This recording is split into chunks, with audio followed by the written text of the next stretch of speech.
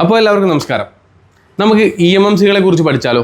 നമ്മുടെ മദർ ബോർഡിൽ വരുന്ന, നമ്മുടെ ഫോണുകളിൽ വരുന്ന മെമ്മറി ചിപ്പ് ഏതൊക്കെയാണ്, ആ മെമ്മറി ചിപ്പിൻ്റെ പഴയ വേർഷൻ ഏതൊക്കെയാണ്, അതിൻ്റെ കൂടെ എന്തൊക്കെ വരുന്നുണ്ട്, അതിൻ്റെ പുതിയ വെർഷനുകൾ ഏതൊക്കെയാണ്, ഇതിന് വരുന്ന കംപ്ലൈൻറ്റുകൾ എന്തൊക്കെയാണ്, ഇതെങ്ങനെയൊക്കെ റിപ്പയർ ചെയ്യാം, ഇത് റിപ്പയർ ചെയ്യുന്ന ബോക്സുകൾ ഏതൊക്കെയാണ്, നിലവിൽ UFI ഉണ്ട്, EasyJet ഉണ്ട്, IC Friend ഉണ്ട്, അങ്ങനെ നിലവിൽ പുതിയ ബോക്സുകൾ, ഇപ്പോൾ Flash 64 ഉൾപ്പെടെ പുതിയ ബോക്സുകൾ നിലവിലുണ്ട്. അപ്പോൾ EMMCനെ കുറിച്ചിട്ട് നമുക്ക് ആദ്യം മുതൽ എന്താണ് EMMC എന്ന് തുടങ്ങി നമുക്കത് എങ്ങനെ റിപ്പയർ ചെയ്യാം, അല്ലെങ്കിൽ അതെങ്ങനെ നമുക്ക് മാറ്റി പുതിയൊരു EMMC ഇടാം എന്നുള്ളത് വരെ നമുക്ക് എന്ത് ചെയ്യാം, നമുക്കൊരു സീരിയസ് ആയിട്ട് നമുക്ക് പഠിക്കാം. അപ്പോൾ ആദ്യം ഏകദേശം ഒരു 2007 കാലഘട്ടത്തിലേക്കാണ് നമുക്ക് എന്ത് വരുന്നത്, EMMC വരുന്നത്. EMMCയുടെ 4.3 എന്നുള്ളൊരു വെർഷനാണ് ആദ്യം വരുന്നത്. 2007 EMMC നമുക്ക് ആദ്യം വന്നു തുടങ്ങുന്നത്. പിന്നെ EMMCക്ക് തന്നെ പല വെർഷനുകൾ ഉണ്ടായിട്ടുണ്ട്. 4.3, 4.4, 4.5, പിന്നെ 5.0, അതേപോലെ തന്നെ 5.1, പിന്നെ 5.1A. ഇങ്ങനെ ഒരു എന്താ പറയുക, ഏകദേശം ഒരു 6 അപ്ഡേഷനുകൾ EMMCയിൽ നമുക്ക് ഉണ്ടായിട്ടുണ്ട്. അതേപോലെ തന്നെ EMMCനെ കുറിച്ച് പറയുമ്പോൾ ഇതിൻ്റെ ഈ അപ്ഡേഷനുകൾ വരുമ്പോൾ, അല്ലെങ്കിൽ ഈ ഓരോ വേരിയൻറ്റിൻ്റെ എന്താണ് ഇതിൻ്റെ പ്രത്യേകത എന്നും കൂടെ നമുക്കറിയണ്ടേ.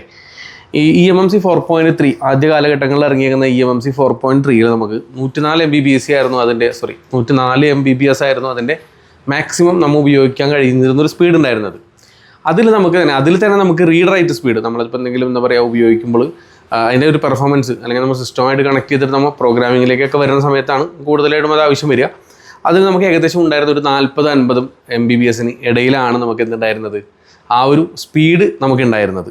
അത് EMMC 4.4 എന്നുള്ള ഘട്ടത്തിലേക്ക് വന്ന സമയത്ത് അത് 104 MBPS തന്നെയാണ് അത് നിന്നിരുന്നതും. അതും അതിൻ്റെ ഒപ്റ്റിമൈസേഷൻ കാര്യങ്ങളൊക്കെ ആയിട്ടാണ് ചെറിയൊരു വേരിയേഷൻ മാത്രമേ അവിടെ നമുക്ക് ഉണ്ടായിട്ടുള്ളൂ. EMMC 4.5 വരുന്ന സമയത്ത്, EMMCയുടെ 4.5 എന്നുള്ള വെർഷനിലേക്ക് വരുന്ന സമയത്ത് 104 MBPS ഉണ്ടായിരുന്ന സ്ഥലത്ത് നിന്നും ഒറ്റയടിക്ക് എങ്ങനെ മാറി 200 MBPS ഇത് മാറി. അതുപോലെ തന്നെ അതിൻ്റെ റീഡ് ആൻഡ് റൈറ്റ് സ്പീഡും 100-120 സ്പീഡ് എന്നുള്ളൊരു എന്താ പറയുക വളരെ കൂടുതലായിട്ട് നമുക്ക് കിട്ടിയിട്ടുണ്ട്. അതിനുശേഷം EMMC 5.0 വന്നു. EMMC 5.0 വരുന്ന സമയത്ത് നമുക്ക് എന്ത് ചെയ്യാം, 400 MBPS അല്ലെങ്കിൽ ഇരട്ടി സ്പീഡിലേക്ക് EMMCയുടെ പെർഫോമൻസിൽ മാറ്റം വന്നു. അത് ഓരോ കാലഘട്ടത്തിനനുസരിച്ച് അപ്ഡേറ്റ് ആവുന്നതാണ്. അതിലും നമുക്ക് ഈ പറയുന്നത് പോലെ തന്നെ 200-250 MBPS സ്പീഡ് കൂടിയിട്ടുണ്ട്. അതേപോലെ തന്നെ പിന്നീട് വന്നതാണ് EMMC 5.1. അത് നമുക്ക് ഇതേപോലെ തന്നെ 400 MBPS തന്നെയാണ് ഉണ്ടായിരുന്നത്. പക്ഷേ അതിൻ്റെ റീഡ് റൈറ്റ് സ്പീഡിൽ ചെറിയൊരു വ്യത്യാസം വന്നിട്ടുണ്ട്.